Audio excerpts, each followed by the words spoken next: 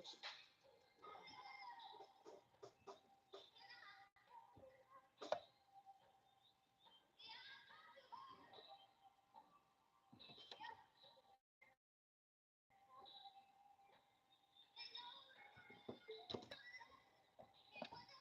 Make life easier.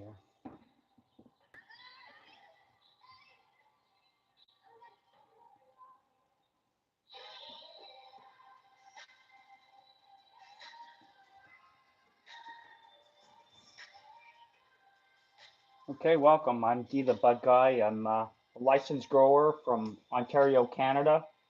Thanks for joining me today on what will be it's going to be a podcast moving forward. I don't know how else to put it. A friend of mine and myself have been talking about it for some time, and the time is now is the best time to get going. And I wanted to get going, try the controls out, see how it worked, do things for the first time on the basis that we do it again on another day in a scheduled format. For those that decide to join and actively participate in the chat, if it comes down to that, it'll be great. I can get some feedback as to how to best do this moving forward and things like that. You know, music, no music, stuff like that. Okay. So I'm going to just put some instrumentals into the background for now. Hopefully that's not too loud. If you're here, let me know how that sounds. If you can even hear it at all or if it's too loud. But as mentioned, I'm D the Bud Guy, and this is just a kind of a test run at getting things going. Um, the premise of it is we're going to talk all things cannabis, community wise, the news in the Canadian market and stuff like that. I'm going to be doing it with a fellow creator. He's a local guy to me. Um, I'm from Ontario, Canada, and we were introduced through a mutual acquaintance. Um, sorry, I'm just seeing if there's some chats. Okay, so we were introduced through mutual friendship and became great friends since then. Really proud of the grower that he's become, and he's a hoot to hang out with. He comes by my place sometimes, and we'll just do our thing and whatnot. And when we do, it's always a good time. So over some of those times, we discussed the idea of doing this kind of a podcast, maybe stream it on other platforms as it gets more interesting and stuff. I'm just doing a test run today, but I do have some content I'm going to talk about, which I think you might find interesting. If you're here, um, oh, awesome. Hey, Brightwater, how you doing, pal? How's my sound? Can you help me out while you're here? Because I'm really glad people are here. One of the things I will do is at least for today, is I promise not to do it every time we do this, but get an idea as to how logistically things are working out. Okay, so great. Not too much lag either by the sounds of it. Appreciate the feedback. Okay, so you just came in, I think. So I'll just quickly summarize from the beginning. Yeah, beautiful. Hey Ben, how you doing, pal? So as you guys know, I'm D the Bud Guy. I'm gonna some things I'm gonna describe and stuff because again, Watson the Green Bean, a good friend of mine from my hometown, and I we're doing the podcast together. But I wanted to try and do things today as a test run, get an idea as to how the sound works out, what you can pull off and what you can. As you know, I'm a pretty creative guy, and I like to use the resources available. So I'm gonna do the same here. Yeah, man. Yeah, man. And I'm awesome. I hope you're doing well. So now that you know what today's purpose is, um, the basic premise of it is some of the things that Watts and I talked about. We're doing a news format. It's now neither of us are like we're both creators. We're fairly new to the game in that. And we thought, you know what, the last thing anybody's going to really want is to tune in and watch a bunch of guys talk about things that they don't know. So we thought we'd simplify it and make it more discussion based. Okay, so it's more hopeful that people will join in the future and have these things in the chat, right?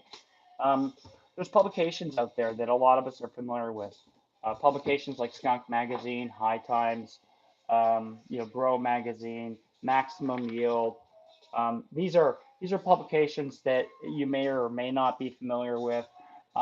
But if you're not familiar with them, what we're going to do is we're going to pluck, what we think are kind of some relevant ones that call our interest. We're going to discuss them as a, see if it's the case, and if it's an older article like some of these magazines might be, we're going to discuss the possibility as to whether or not it's still relevant now. So, like, if you're here and you think that's a cool idea, do me a solid, say, hey, throw me a thumbs up or something, or some hearts or something like that. At least that way I know I'm on the right track. And like I said, that was kind of the other purpose of doing this today. But I'm not going to bore you just with logistics. I do promise to get into a few things. Okay, so we know the sound's good. You got an idea of how are things are done and whatnot. I wanted to see if logistically the headphones worked, stuff like that as well too. Okay. So I picked an article that I wanted to just kind of talk about today. I'm going to read it out so it'll make it simple, and I'll even show you. So it happens to be on Cannabis Life News. The article is Health Canada's Let's Ban Potent Cannabis Extracts. So what it says, okay, I'm going to just turn it around and make it a little bit simpler. I'll read it to you. Now, despite the healthcare system already having a verge of collapse, their concern is the money. Okay, this is what I see. Okay, um, hold on. Let me just get to the part. Let me just find the real part. You know how online things are. So the thing is all right. I read it. So here's a summary.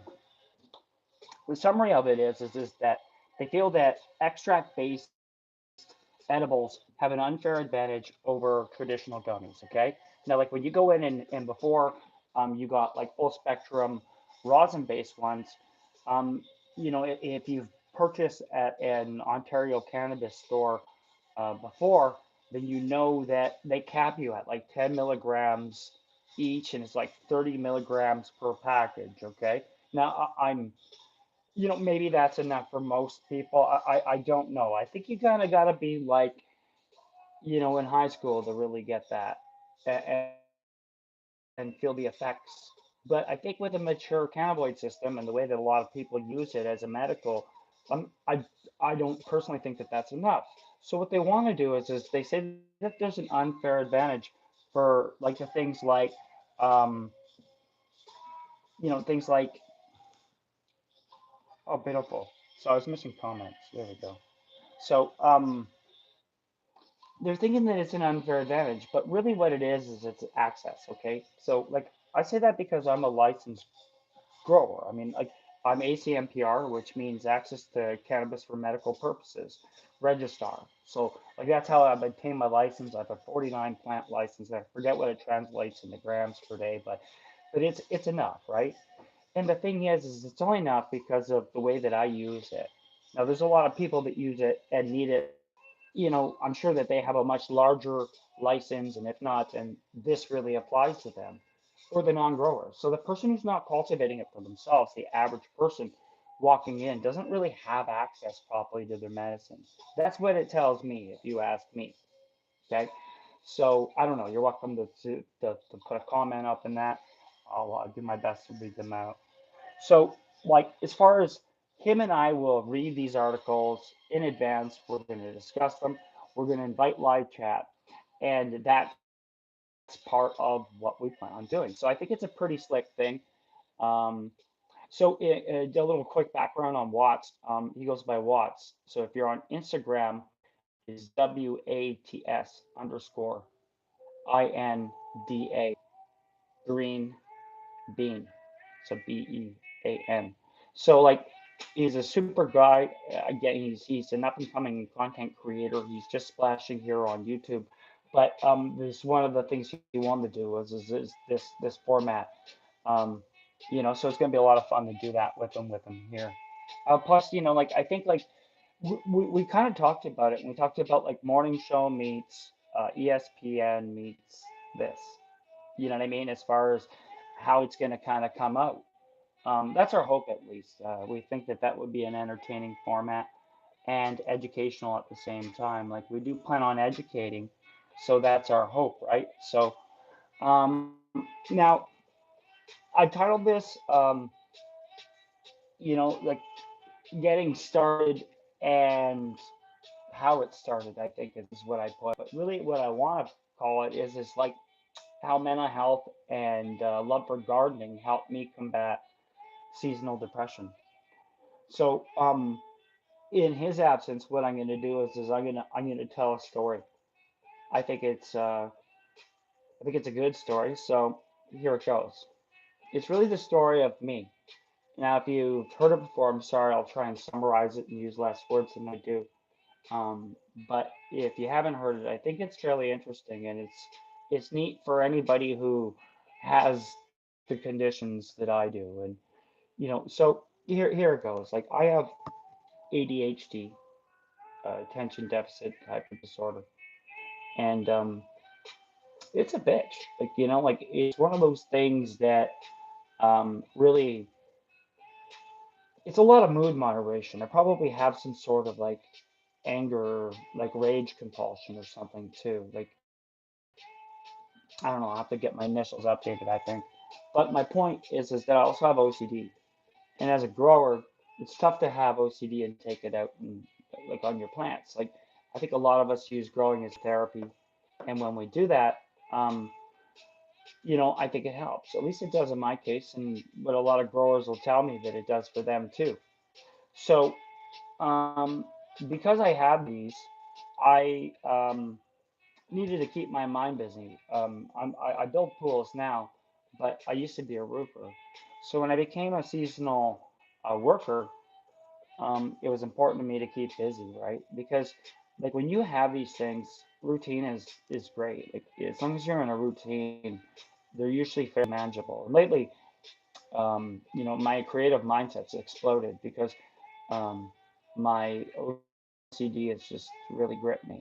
And it all kind of started with resetting my grow and stuff. It brought that out of me. But anyways, so now like what I suffer from.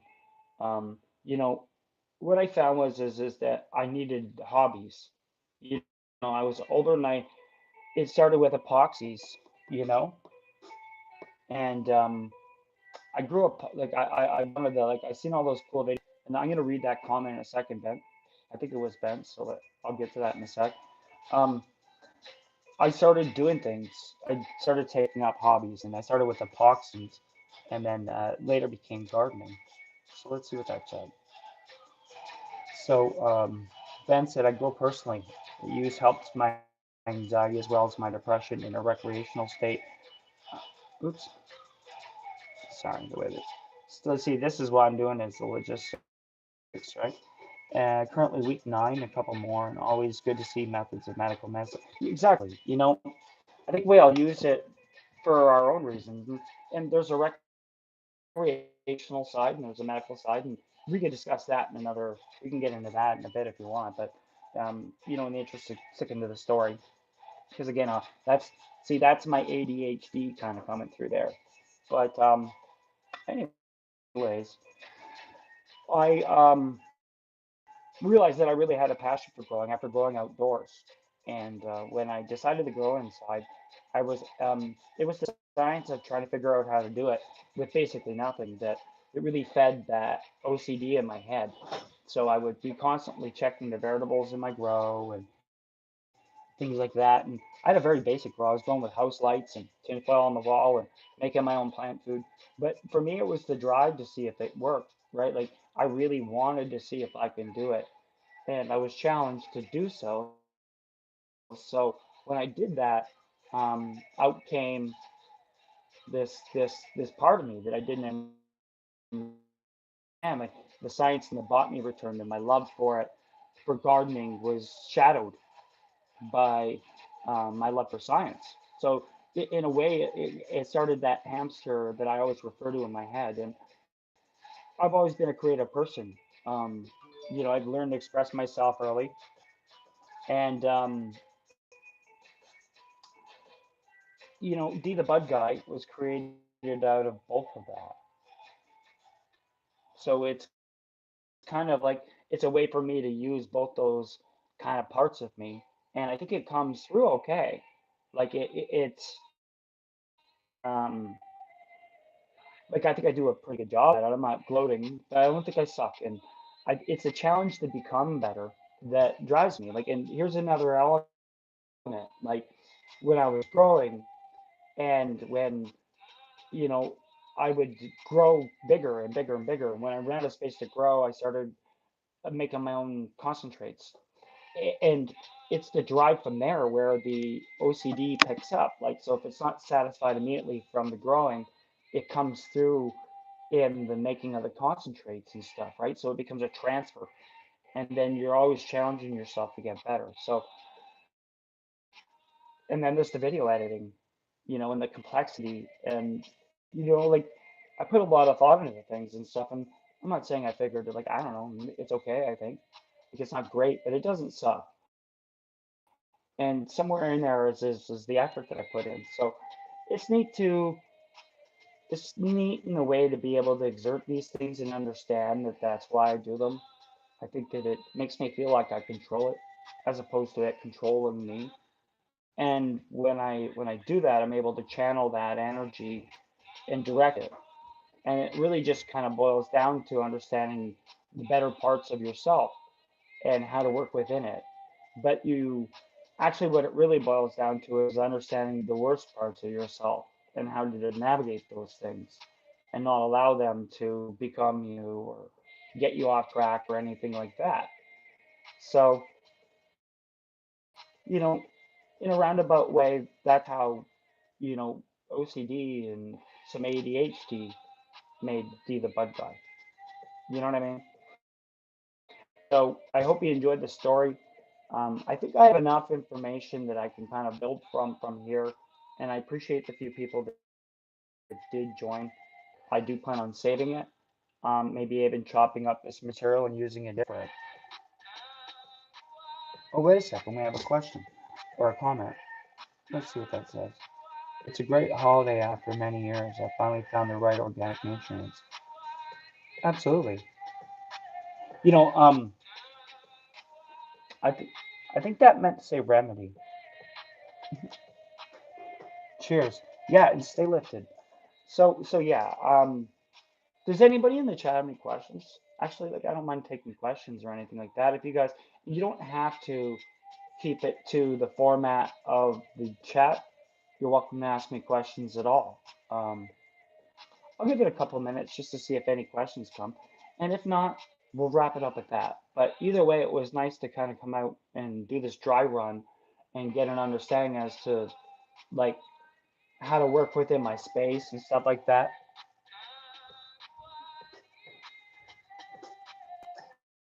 You know, thank you, and it's nice to meet you too, Ben. Like, if anybody's on Instagram, or if you're not, and I do most of my regular content.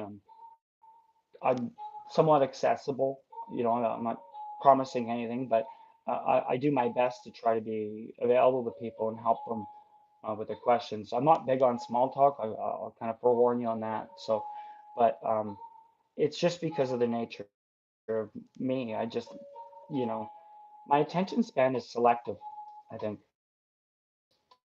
You know what I mean? Like, it's not short per se. It can be long. But I have to be so interested in it.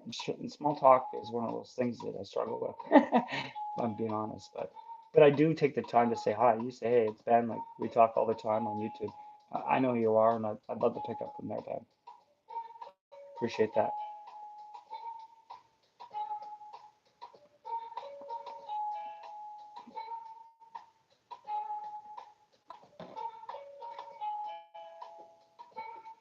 One last look at the comments here. And